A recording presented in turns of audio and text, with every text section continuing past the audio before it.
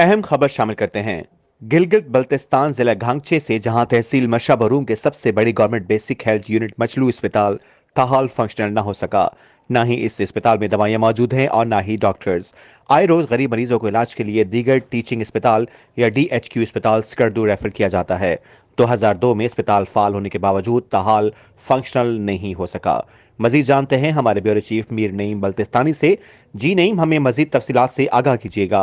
जी, बिल्कुल, इस वक़्त मैं मौजूद हूँ ज़िला गांगछे के बेसिक हेल्थ यूनिट मचलू अस्पताल के बाहिर। बेसिक हेल्थ यूनिट मचलू अस्पताल का इफ्तिताह 2002 में किया गया था। आज 2022 में रोज़ाना 150 अफ़राद के करीब इस अस्पताल का रुख करते हैं, क्योंकि तहसील मशरूम की आबादी बहुत ज़्यादा हो चुका है।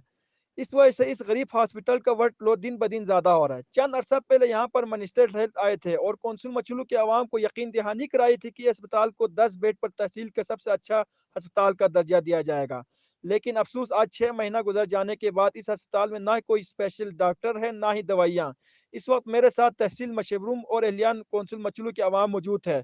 उनका वज़ीर आला गिलगित बल्तिस्तान खालिद खुर्शीद और मिनिस्टर हेल्थ गिलगित बल्तिस्तान से भरपूर मुतालबा है कि इस हॉस्पिटल को DHQ के हवाला किया जाए और तमाम तर मसाइल हल किया जाए।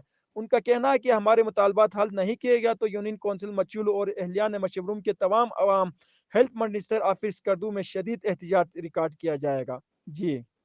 बहुत बहुत शुक्रिया मीर नईम, तफसीलात से अपडेट करने के लिए।